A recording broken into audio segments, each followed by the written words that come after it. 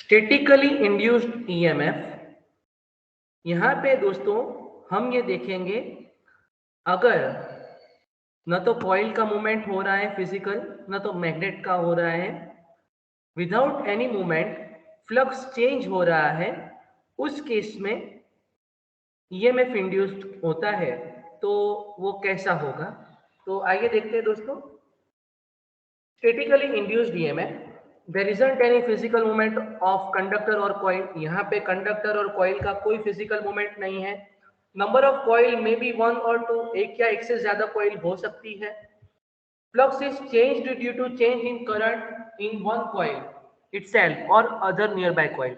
ये क्या होता है दोस्तों, अगर एक ही कॉइल है तो उसी कॉइल में अगर करंट चेंज होगा तो उसी कॉइल का फ्लक्स चेंज होगा, उसी कॉइल में ईएमएफ इंड्यूस्ड होगा। अगर मान लीजिए दो कॉइल है तो फर्स्ट कॉइल में करंट चेंज होने की वजह से जो सेकंड कॉइल के साथ उसका फ्लक्स लिंक होता है वो चेंज होगा, इस वजह से सेकंड कॉइल में ईएमएफ इंड्यूस्ड होगा। तो एक है सेल्फ इंड्यूस्ड ईएमएफ और दूसरा है म्यूचुअली इंड्यूस्ड ईएमएफ। हम दोनों को यहाँ पे समझेंगे। हमने यहाँ पे सप्लाई अंडरस्टैंडिंग के लिए एसी यूज किया है और it is observed in transformer. ये कहाँ पे यूज होता है दोस्तों? यहाँ पे ये ट्रांसफॉर्मर में यूज होता है। स्टैटिकली इंड्यूस्ड ईएमएफ के टाइप हमको पता है, हमने आगे भी डिस्कस किया था। दो टाइप से, सेल्फ इंड्यूस्ड ईएमएफ और म्यूचुअली इंड्यूस्ड ईएमएफ। मान लीजिए कि आपको कॉइल दिया गया है दोस्तों। अभी हम लोग पहले समझेंगे सेल्फ इंड्यूस्ड ईएमएफ। तो ये आपने कॉइल यहाँ पे वाउंड किया गया है, तो आप इसको सोलेनॉइड भी कह सकते हो, और यहाँ पे स्विच है और ये आपका एसी सप्लाई दिया गया है। अगर डीसी है आप यहाँ कंटिन्यूस वेरी करोगे तो भी आपका फ्लक्स चेंज होगा, ठीक है, लेकिन वो कंटिन्यूसली हीटिंग की एक लिमिटेशन है, तो आप एक वक्त से ज्यादा उसको नहीं कर पाओगे।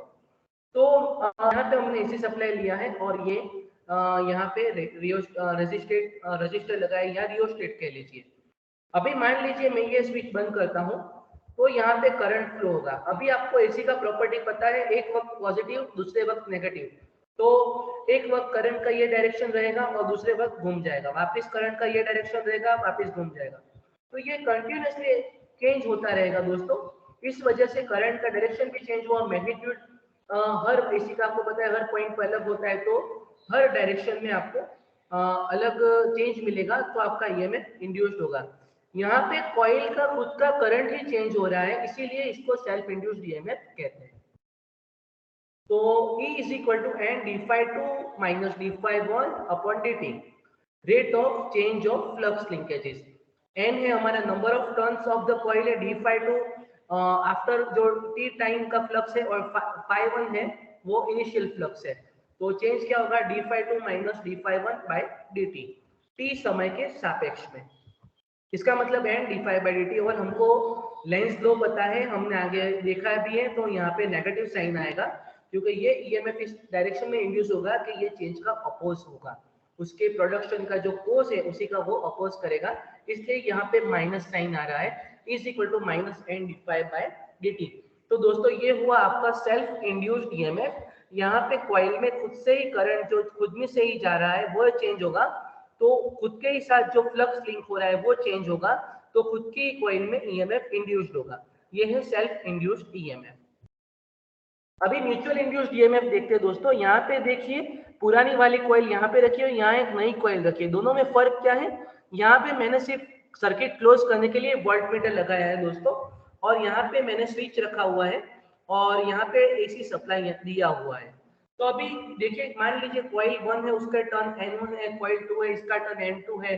तो ये जैसे ही भी मैं बंद करूंगा तो यहाँ पे फ्लक्स प्रोड्यूस होगा और ये फ्लक्स यहाँ लिंक होगा, और एसी सप्लाई है कंटिन्यूसली चेंज होगा। इसीलिए जो फर्स्ट कॉइल है, कॉइल ए, उसके चेंज करंट चेंज की वजह से कॉइल बी में ईएमएफ इंड्यूस्ड होगा। तो ये किस्सा है म्यूचुअली इंड्यूस्ड ईएमएफ का। देखिए यहाँ पे मैंने स्विच क्लोज कर दिया, तो यहाँ पे ये फ्लक्स है, ये प्रोड्यूस हो रहा है और कॉइल बी के साथ में आता है। इसके फ्लक्स को आप phi 1 कह दीजिए, इसके फ्लक्स को phi 2 कह दीजिए। तो देखने का मतलब है यहाँ कोई डीसी सोर्स नहीं है, लेकिन या कोई भी एनर्जी सोर्स नहीं है, वोल्टेज एसी सोर्स भी नहीं है, यहाँ पे वोल्ट मीटर लगाया हुआ है। तो अगर ये यहाँ पे आपने स्विच क्लोज कर दिया तो यहाँ पे फ्लक्स लिंक होगा, उसमें चेंज होगा, इसी वजह से यहाँ आप करंट ऑब्जर्व कर पाते हो। तो इसको इक्वेशन के हिसाब से समझेंगे दोस्तों। मान लीजिए ये कॉइल का फ्लक्स φ1 है और ये कॉइल के N2 टर्न से लिंक होता है, तो N2 EM यानी mutually induced EMF EM is equal to N2 ये कॉइल के टर्न्स d∅1/dt, क्योंकि फ्लक्स कौन सा है दोस्तों, φ1 फ्लक्स की बात हो रही है। इसी प्रकार आप लिख सकते हो EM is equal to -m di1/dt। इसका मतलब mutually induced EMF another coil में जितना करंट का रेट चेंज का हो रहा है, जो रेट से चेंज हो रहा है उसके ऊपर से चेंज होगा EM का वैल्यू। di1/dt के पर डिपेंडेंट है कि यहाँ कितना EMF इंड्यूस होगा। तो N2 d∅1/dt या फिर -m di1/dt। यहाँ पे बात हम कर रहे हैं सेकंड कॉइल की और उसका रीजन है फर्स्ट कॉइल का चेंज ऑफ करंट या चेंज ऑफ फ्लक्स। तो ये हुआ mutually induced EMF। Thank you and keep learning.